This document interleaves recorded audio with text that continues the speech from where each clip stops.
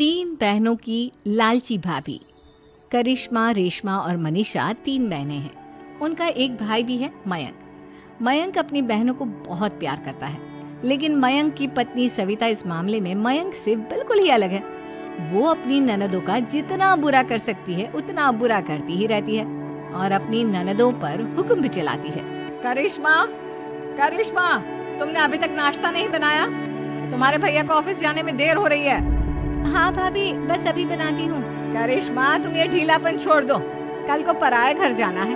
वहाँ अगर तुम इस तरह से काम करोगी तो लोग क्या कहेंगे कि माँ ने और भाभी ने कुछ सिखाया नहीं। और तुम्हारी दोनों बहनें कहाँ हैं? रेशमा मार्केट गई है और मनीषा सो रही है। क्या? सुबह के 8 बज रहे हैं और ये महारानी अभी भी सो रही है? ये कहते हुए सविता अपनी सास दुर्गा देवी के पास जाती है। माँ जी, देख रही हो अपनी बेटियों के तौर तरीके? क्या हुआ बहू? सुबह सुबह क्या कर दिया मेरी बेटियों ने? अरे एक तो अभी अभी उठकर किचन में गई है, दूसरी सुबह सुबह बाहर चली गई और तीसरी अभी तक सो रही है। क्या करूं मैं इन तीनों का? मैं तो परेशान हो गई हूँ। जा जाकर उठा उसे और रेशमा से मैं बात करती हूँ। सविता सीधा मनीषा के कमरे में जाती है और उससे कहती है, महारानी जल्दी उठो, सूरज सर पर आ गया है। भाभी थोड़ी देर और सोने दो ना, मैं रात को लेट सोई थी। वो क्या ना यूनिट टेस्ट चल रहे हैं। शराफत से उठती है या नहीं, या फिर पानी की भरी बाल्टी डालो तेरे ऊपर। नहीं भाभी, मुझे बिस्तर में नहीं नहाना, उठती हूँ मैं। मनीषा जल्दी से उठकर बाथरूम में चली जाती है। सभी आराम से बैठकर नाश्ता कर रहे होते कि तभी रेशमा बाजार से हाथ में सामान लिए आ जाती है। रेशमा को देखते ही सविता उस पर बरस पड़ती है। लो, आ गई महारानी। ऐसा भी क्या सामान लाना था जो सुबह आंख मलते ही बाजार की तरफ रवाना हो गई? भाभी, कल आप ही तो चीख रही थी कि घर का सारा सामान मुझे ही लाना पड़ता है, घर में किसी को भी किसी काम से कोई लेना देना नहीं है। अब मैं बाजार जाकर सामान ले आई तो आपको इस बात से भी तकलीफ हो रही है? देख रही हो माँ जी, अपनी बेटी की जुबान कैंची से भी तेज चलती है। और मयंक, आप तो कुछ कहेंगे नहीं अपनी लाडली बहन को? रेशमा, अपनी भाभी से ऐसे बात नहीं करते। चलो माफी मांगो। भैया, मैं क्यों माफी मांगू? आप भाभी से बोलिए ना कि हम पर कम हुक्म चलाया करे। हम इस घर की बेटियां हैं और आपकी पत्नी की ननद है, नौकरानी नहीं। लो कर लो बात। इनकी भलाई के लिए कुछ भी बोलो तो इन्हें बुरा लग जाता है। इस घर में यही इज्जत है मेरी। देख लो माँ जी, आपकी बेटी किस लहजे में मुझसे बात कर रही है। सविता वहाँ से चली जाती है। मयंक को बहुत गुस्सा आता है, वो भी वहाँ से चला जाता है। फिर करिश्मा रेशमा को समझाती है, रेशमा, तुम्हें भाभी से माफी मांग लेनी चाहिए थी ना। लेकिन दीदी, मैंने कुछ किया ही नहीं, तो मैं माफी क्यों मांगू? हाँ करिश्मा दीदी, रेशमा दीदी जैसे ही घर में आई भाभी ही उन पर चिल्ला रही थी। हाँ, मैं मानती हूँ कि गलती भाभी की थी। मैं तो इसलिए बोल रही हूँ कि भाभी ने माँ को तो पूरी तरह अपने वश में कर लिया है। वो हमारी बात सुनती ही नहीं। मयंक भैया हमारे लिए हमेशा खड़े रहते हैं, इसलिए उनकी बात का मान तो तुम्हें रखना चाहिए था ना। कोई फायदा नहीं दीदी, कुछ दिनों की बात और है, भाभी उन्हें भी हमारे खिलाफ भड़का देंगी। फिर वो भी माँ की तरह हमारी किसी बात का विश्वास नहीं करेंगे। इसी तरह सविता अपनी तीनों ननदों को किसी न किसी बात पर परेशान करती है। एक दिन मयंक अपनी तीनों बहनों के लिए गिफ्ट लाया।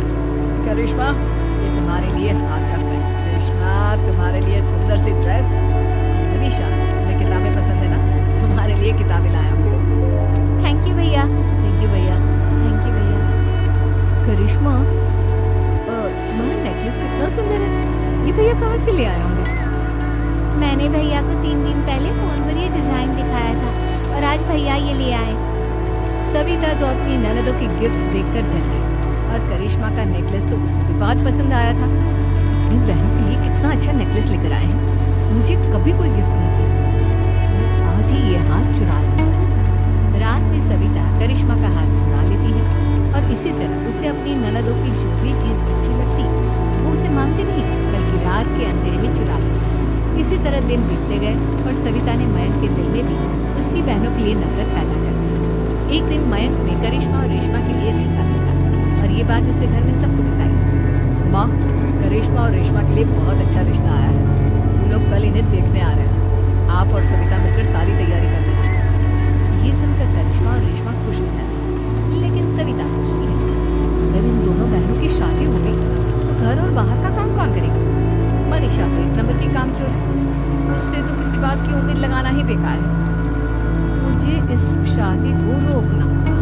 अगले दिन सभी लड़के वालों के स्वागत की तैयारी करने में लगे होते हैं। तभी मयंक अपनी बहनों से आकर कहता है, तैयार हो गई तुम दोनों?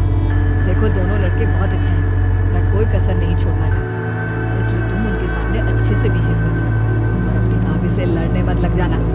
करिश्मा, तुम वो नेकलेस पहन लो ना जो मैं तुम्हारे लिए लाया था। भैया मैं बहुत देर से वो नेकलेस ढूंढ रही हूँ, लेकिन मुझे मिल ही नहीं रहा। क्या तुमने नेकलेस खो दिया? तुम्हें पता भी है वो कितना महंगा था?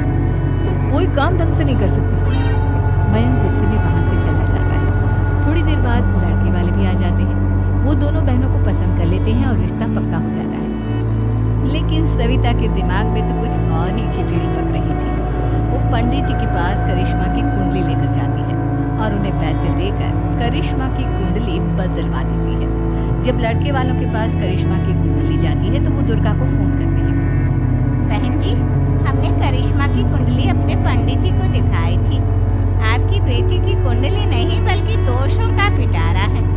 देखिए, मैं और मेरे पति इन सब बातों में बहुत विश्वास करते हैं, इसलिए हम आपकी बेटी से अपने बेटे की शादी नहीं करा सकते। इस तरह करिश्मा का रिश्ता टूट जाता है और सभी घर वालों को बहुत दुख होता है। अब कविता सोचती है, चलो करिश्मा का तो रिश्ता टूट गया, अब रेशमा का भी रिश्ता तोड़ना है।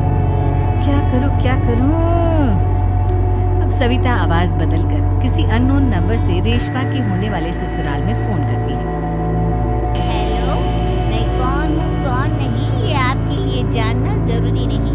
बस इतना सुन लो कि रेशमा का 2 साल से किसी के साथ अफेयर चल रहा है। बस रेशमा का रिश्ता तोड़वाने के लिए सविता का इतना कहना काफी था। अब रेशमा का भी रिश्ता टूट गया। मयंक और दुर्गा देवी ने रेशमा को खूब खरी खोटी सुनाई और उससे बार बार उस लड़के के बारे में पूछने लगी। आप दोनों मुझे क्यों परेशान कर रहे हो? अरे कोई लड़का होगा मेरी लाइफ में तो मैं बताऊंगी ना। जब कोई है ही नहीं तो कहाँ से लाऊं मैं कोई लड़का? तो तेरे होने वाले ससुराल वालों को फोन किसने किया था? हाँ, मैं नहीं जानती किसने फोन किया था, मैं सच कह रही हूँ। मैं तो पहले ही कह रही थी इसकी लगाम खींच कर रखो, लेकिन मेरी सुनता ही कौन है। आप चुप रहिए भाभी, ये सब आपका ही किया धरा है।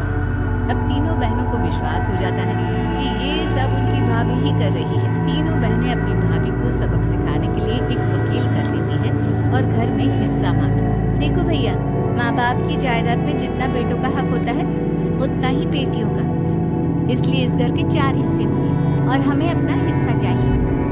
मैंने तुम्हारे लिए क्या क्या नहीं किया और तुम इस घर में हिस्सा मांग रही हो? भैया, आप और माँ हम बहनों की कोई बात नहीं सुनते हो और भाभी हमारी शादी नहीं होने देगी, क्योंकि उन्हें लगता है कि आप हमारी शादी में ज्यादा पैसा लगाओगे और उन्हें हम जैसी फ्री की नौकरानी कहाँ मिलेगी। तो हम भाभी के साथ तो रह नहीं सकते, हम बहनों को अपना हिस्सा चाहिए। अरे तुम्हें शर्म आनी चाहिए अपनी भाभी पर ऐसा इल्जाम लगाते हुए। वो तुम्हारे बारे में कितना सोचती है। हाँ माँ, भाभी हमारे बारे में बहुत सोचती है। दिन रात बस यही सोचती रहती है कि किस तरह से अपनी तीनों ननदों को परेशान करूं और कभी मुझे पढ़ने भी नहीं देती। दोनों बहनों का रिश्ता भी तो इन्होंने ही तोड़वाया है और रात में हमारे कमरे में आकर हमारी चीजें भी चुराती है। इसी तरह सविता की तीनों ननदें अपनी बात पर अड़ी रही। अब कोर्ट में तारीख भी शुरू हो गई। जब सविता को लगा कि उसकी तीनों ननद इतनी आसानी से नहीं मानने वाली, तो उसने अपने पति और सास को सारी सच्चाई बता दी और अपनी तीनों ननद से माफी मांगी। मयंक और दुर्गा को भी अपनी गलती का एहसास हो गया। अब सविता खुद करिश्मा और रेशमा के लिए अच्छा रिश्ता ढूंढती है और उनकी शादी करवाती है।